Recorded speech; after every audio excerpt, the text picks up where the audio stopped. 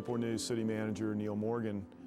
Today we're going to continue our conversation with the community about the upcoming operating budget for the City of Newport News.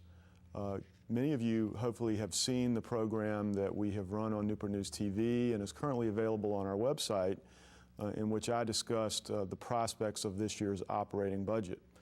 This is the second of what we plan to have as 3 programs, sharing with you what is going on as we develop the budget, deal with the process, and ultimately make recommendations to City Council in the middle of March.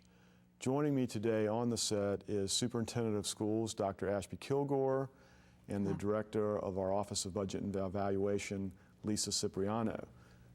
Joining us electronically will be Jerri Wilson, who is our legislative analyst, and will be sharing with you some insights about what is going on in the General Assembly, which is of course very important to all of us as we try to understand and plan our budgets for next year. Before we begin, I would like to just take a minute to say that this is the first time I've been on camera as the City Manager of Newport News, and I would just like to take a minute to thank everyone for your kind words and notes of encouragement, and I really do appreciate that, and I will do my best to earn your confidence and trust, and thank you very much. We're going to start with Lisa. Again, remember in our first show, we kind of laid out the schedule of the budget, the various steps that the city takes, how we have to align with the process that the school board takes, and then both of those entities have to deal with the General Assembly and their process. All that comes together with a very convoluted schedule, which has to result in adopted budgets for the schools and for the city to take effect July 1st, 2010 for our next fiscal year operating budget. We thought that a useful thing in this program would be to first understand the basic pieces of the budget in the year we're in as a starting point to understanding the decisions and choices that we have going forward to next year. So Lisa, with that, I'll turn it over to you and explain to us just a little bit about how our budget is built, how it is structured this year. The total budget for 2010 is actually over $700 million, and that includes schools, waterworks, special revenue and trust funds, and the general fund as well. But today's discussion will be just focused on the general fund. The adopted budget for 2010 is $421 million. The important thing for everybody to know is where the money actually comes from. About $229 million comes from general property taxes alone. That is about 55% of our operating budget.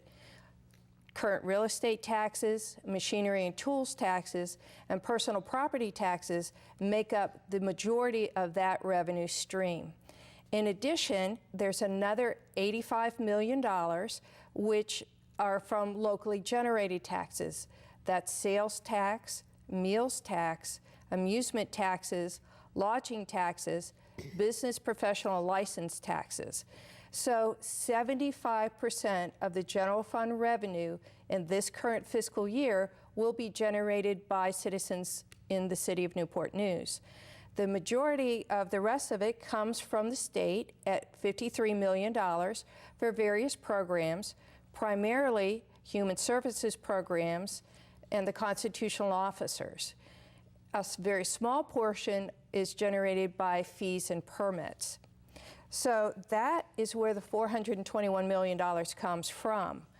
Yes, Neil? Lisa, just to interject, I'm sure Dr. Kilgore will clarify this in a few minutes, but when you talked about that $52 million sum of state revenue, that is only the part of the state revenue that stays with the city part of the budget. That's correct. So while it is a very important part of the city general fund budget, there's a much larger chunk of state money that is the single largest building block of the school budget. That's correct. In addition to the significant but somewhat smaller city investment in the school system. So Correct. I just wanted to clarify that point. Absolutely. Okay, keep going. So the other side of the budget coin is where does the money go to? Of the $421 million that is in the general fund, $113 million is the city's contribution to schools. As Neil has just pointed out, that is a very large portion of our operating budget, as well as the school's source of revenue for its annual operating budget. We also have debt service at about $37 million. We have public safety and corrections at about $95 million of our operating budget. Our health and welfare portion, which is primarily the Human Services Department and the Health Department, the city's portion of the Health Department, is almost $50 million. So that leaves very little for the other functions, such as libraries, parks, and the administrative functions within a city. Another way to look at it is approximately 41% of our $421 million budget for the current fiscal year, or $175 million, goes to personnel. That's salary and fringe benefits for city employees that provide the most well-known services within the city. That's public works, parks, libraries, codes compliance, police, fire, and all the correctional facilities. Again, the school's contribution from the city to schools is $113 million, and we do have some equipment purchases as well as our debt service. So that's how our annual operating budget is built for this current fiscal year.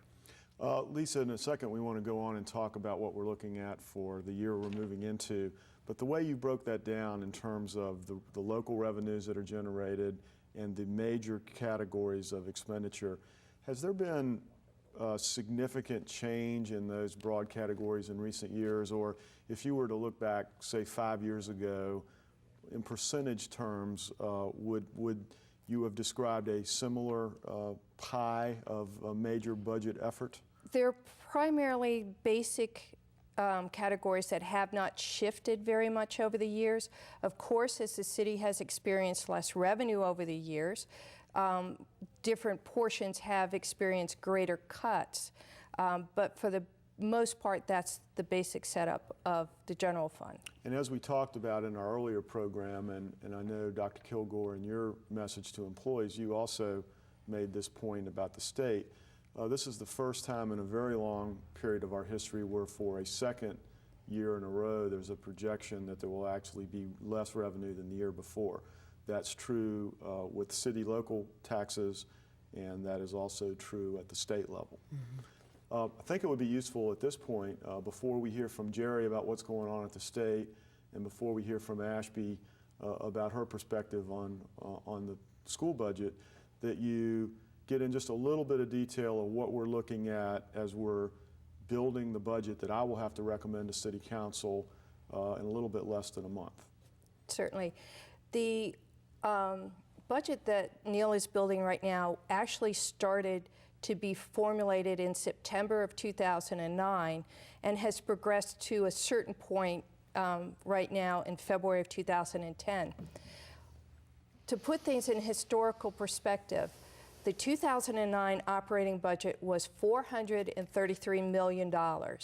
That was built on revenue projections in 2007 and 2008.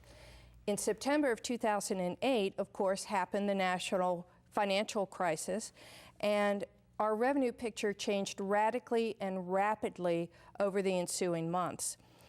By the time March of 2009 had occurred, we were doing revenue projections for that fiscal year of only $421 million. Based on the 2009 projections for revenues, we built the 2010 budget. So just between 2009 and 2010, Neil, as you indicated, we went from $433 million to $421 million. Based on that, we are starting with a $421 million operating budget, and we have to cut down to our estimated revenues. We believe that we will lose at least $5 million, if not more, due to reassessments at lower housing values. And so, excuse me, our single largest source of local revenue is the real estate tax. Correct. And with the lag time, the way assessments are established and taxes are collected, the low point in the real estate market last year probably is showing up in our revenue budget for the year that starts this July. Correct. And based on those difference in housing sales and reassessments, we are estimating losing about $5 million. The next largest cuts will be the most familiar thing that we have all been hearing about since September of 2009, are state cuts. The state budget has changed rapidly, as I'm sure the superintendent will indicate later. But our first indication was from Governor Kane's officially submitted operating budget in 2009 in December, that that the governor was recommending reducing state contributions for constitutional officers and for aid to localities that have police departments, otherwise known as HB 599. Human Services too, I believe. That's another cut. Just between the loss in the constitutional officer revenue and the funding in the HB 599 money, that alone is $3 million.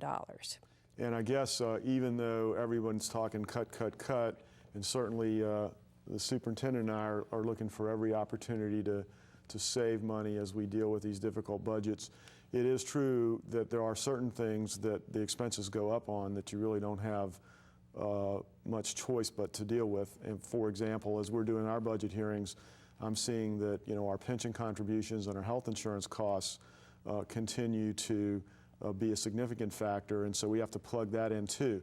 So when you do all the arithmetic, it's not just what state money is cut or what local revenues don't come in, but it's also netting out the effect of certain increases that are really unavoidable in the short run. So that's how we get to the sort of the total challenge figure. When we were on air with the earlier show, I sort of threw out the number of a $20 million or a low $20 million type of challenge. From your vantage point as our most knowledgeable budget person, has that changed very much since I threw that out there last month? What's changed is we are now we are anticipating experiencing greater revenue cuts from the state.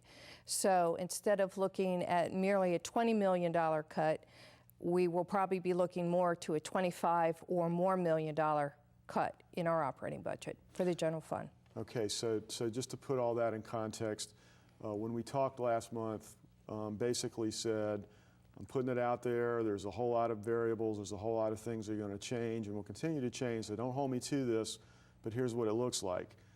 As I've been processing things on the local tax revenue side, things are looking about as they did a month ago in terms of our projections for next year.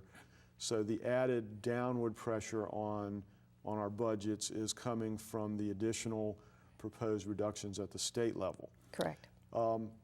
And I guess we should say at this point that as we're recording this, our staffs are trying to understand Governor McDonnell's proposals that were presented this week, and we don't have a complete understanding of the implications of those proposals for the city and the schools, but clearly it is something that's going to add further pressure to the challenge we're facing. At this point, would like to throw the show over to Jerri Wilson, our legislative analyst, and ask her to comment just a little bit on what she sees going on with the General Assembly and the governor. So Jerri, I know you have to provide all the same caveats that we do. It's a rapidly changing situation. No one will know for certain until the General Assembly concludes, and no one is even certain when that will be, probably after Dr. Kilgore has to have her budget complete, and I at least have to have mine recommended. But please give the citizens a sense from your perspective of what is going on with the state as it will affect the school budget and the city budget here in Newport News. Jerri? Well, Neil, as you know, the state of Virginia is required by law to produce a balanced budget every 2 years. And this year, they have a significant revenue shortfall of about $4.2 billion over the 2-year period. The outgoing budget proposed by Governor Kane, which they call the caboose bill, included elimination of the $950 million reimbursement for the car tax that comes to localities, and included a 1% addition to the state income tax. Both of those proposals have been rejected by the new governor, McDonald, and the House and Senate. So now what we have, as of yesterday, the 21st, we have about 3 budget proposals in play. One is the recommendations that Governor McDonald has made. One is a House version of a budget, and the other is a Senate version of the budget. All of these proposals cut very deeply into programs such as K-12 education, health and human resources, and public safety. The Senate version does not cut quite as heavily, but the other thing that they have in common, both the House and Senate version rely very heavily on changes to the Virginia retirement system. So what the final version will look like is very difficult to tell. This week, on the 25th, both the House and the Senate will vote to adopt their versions, and then both of these and the governor's recommendations will go to the conference committee, and the conferees, who are from both parties, will have until the 13th of March to hammer out basically what is going to be a compromise budget. What we know already is that we're looking at potentially large reductions to money that comes to the city for K-12 education. It appears from the numbers we have now that that will be something in the area of $20 million. Part of that is a straight out reduction. Part of that is the result of the unfreeze of what they call the LCI, which is the local composite index. The LCI alone resulted in an additional $4.5 million cut to the schools. So a fairly significant cut to the school budget from the state. We're also looking at about $2 million in reductions to HB 599, which is public safety funding that typically goes to police departments. There's been speculation that the Senate version would reinstate some of the public safety funding, but how much we don't know yet. There's been a huge cut to the what they call the compensation board, which is the agency that funds sheriffs and commonwealth attorneys and other constitutional officers. That's going to be an over $2 million cut most likely, although again there is some legislation in the Senate that would increase court fees and use that money to offset those reductions. The other things that we don't know what the totals will be include things like cuts to jail per diems for both the local and regional jail, cuts to local programs. It's going to be a very, very painful budget. Just based on what we know now, it looks like overall the city is probably going to lose about $26.5 million in state revenue. So we're just going to wait and see, but it's going to be a very painful budget. It's going to be a very challenging conference for the conferees to reconcile the two versions and incorporate the governor's suggestions. And then when they're finished with their pain, they'll be passing that on to local government. Neil, that's all I know at this point, but I'll be sure to keep you posted as the session goes along.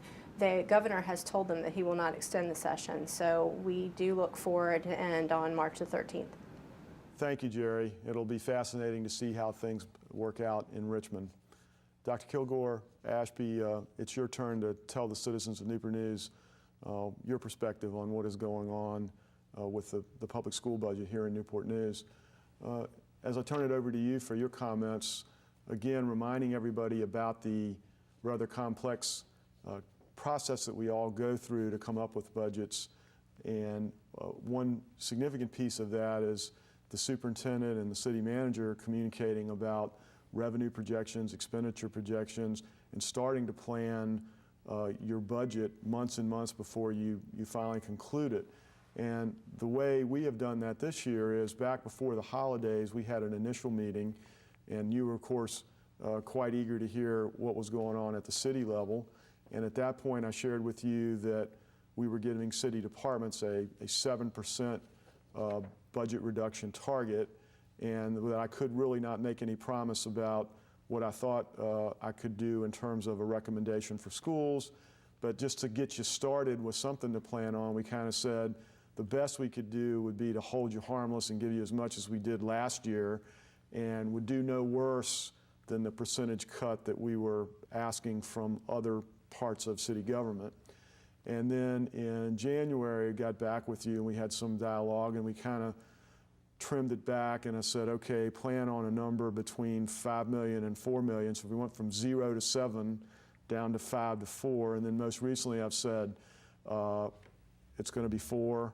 You know, kind of no matter what, I'm not going to ask you to take more than a $4 million cut, and whatever else happens, we're going to deal with it on the city side. Obviously, like to do better than that. As old school teacher in Newport News, as somebody whose son is a student in Newport News Public Schools, and as a new manager, the last thing I want to do is tell you I don't have as much money as you had last year, but the reality is that's what I'm telling you at this point. And so with that, Ashby, talk to us about what's going on from your perspective. Well, thank you for letting me be here today and share with the citizens across Newport News what is going on in the school division in terms of our budget. I think to kind of give you a little background information again about Newport News Public Schools budget, we are approximately a $300 million operation. And as Lisa explained, about 113 million comes from the city, and then the rest of those funds, or about 60% of our funding, comes from the state in Newport News. And so the decisions made at the council level and also at the state level really have a shared impact on the public schools.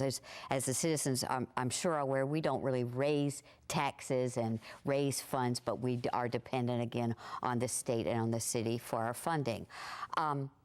So last year, prior to the $300 million budget we have this year, we were asked by the city and the state. Last year, we cut in Newport News Public Schools $17 million to get to our $300 million budget. So we made $17 million in cuts last year for the current year's budget. We will, before June, before the new budget comes in July, we have to make, we were told by the state, an additional $5 million in cuts. So you will have seen last year, during this budget year, we will have cut $22 million in operations in Newport News Public Schools. I think that our promise to our staff and to our citizens that we would leave classrooms alone, that we would leave salaries alone, that we would touch all the surrounding services to classrooms and schools, but not at the actual schools. And we were really able to do that last year. So we were able to cut this $22 million without impacting really the essential services. As we move into this budget year and look forward to what's going to happen next year, we are anticipating probably anywhere $25 million additional cuts in addition to the $22 million from last year. And so as a business, 80% of our costs are in personnel. We really are a very people-heavy business. We don't produce anything but smart kids, and so we don't raise revenue from that, but we have a lot of our revenue in people. So what you're probably going to see more of this year is that the cuts, the $20 million, is going to actually touch people. We're going to probably have to cut around 250 positions in Newport News Public Schools. We cut about 150 positions last year. And so that's going to have some impact more so in the classroom and at the school level. We cut 10% of our central office last year. We're going to cut another 5% of our central office operations, all of those things outside of the schools building. And as you pointed out, we operate about 50 buildings. The cost of heat is not going to go down. Right. The cost of maintenance is not going to go down. The cost of fuel is not going to go down. So all of those things are pretty constant or increasing at the same time that we are asked to decrease other operations. So I guess the word we've used over and over in this broadcast is it's uncertain. And this is, how much we have to cut is uncertain. The fact that we will have to cut operations in Newport News Public Schools is certain. And we just are in the process of how can we make those cuts in a way that puts kids and their education first, the staff that supports those kids as a first, and then all of the surrounding services. How can we manage our operations more smartly, more efficiently, so that our essential business of educating kids is not cut to the place that we cannot do business as usual. Our budget is going to be comparable to the budget we had in 2006. And if you go back to the achievement levels in 2006, we were not as high achieving as we are now. And I guess that's my only promise I would make to the citizenry, is that we know a lot about how to develop high achieving schools. And we're going to continue to do that. Money is not the only reason that we're good. Money helps us have a lot of support positions in place to help young people learn.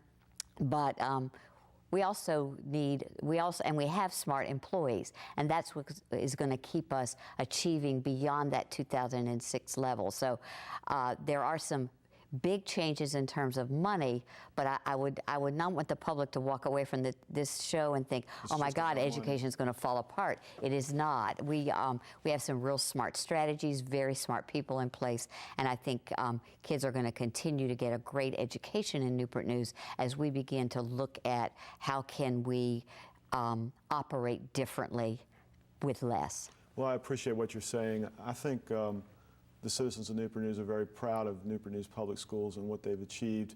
When you walk around our physical plant of our schools and you compare it to many other communities, our schools look like they're well maintained. They do, don't they? And it's my understanding that the way you guys use stimulus funds, you kept it off budget and you used that for one-time investments and energy efficiency and technology. Could you talk a little bit about how you deployed those funds as compared to maybe some other school systems did?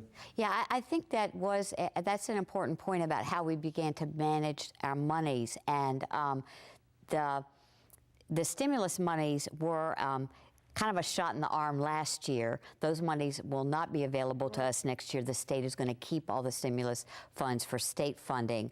But so we began to look at how can we shift some of our operational cost from the operational budget to the stimulus budget. And we're able to invest in stimulus funds in non-recurring costs, but things that would have a long-term payoff for Newport News Public Schools.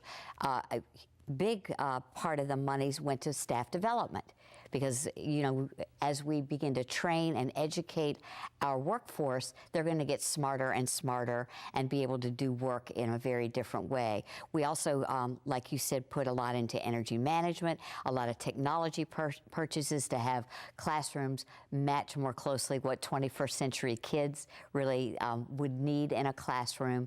So as you walk around the schools, you're going to see tremendous technology investments, a lot of energy efficiencies, and a lot of staff development that would go on that we can, they will have a longer lifetime than the money that purchased them with. And that will go beyond this particular economic cycle and what we're dealing with now. Yeah.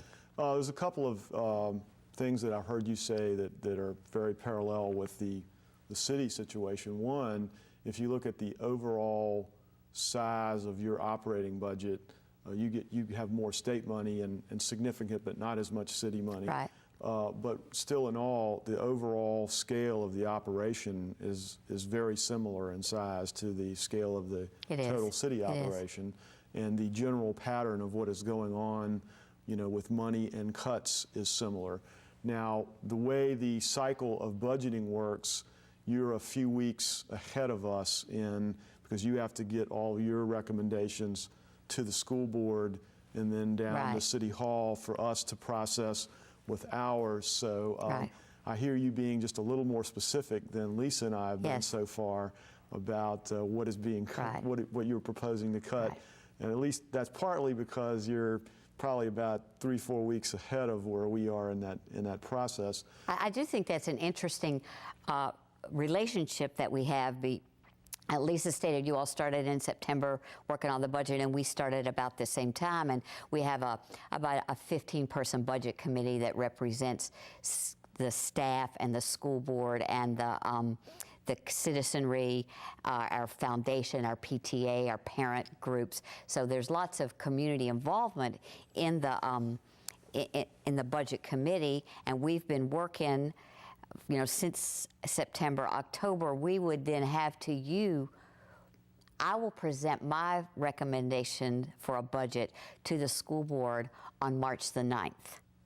And we'll ask them, so that's only a few weeks away, and the General Assembly has not passed their own budget yet. So we'll have about a week turnaround there to really make sense of that we really are making the right recommendations to the board.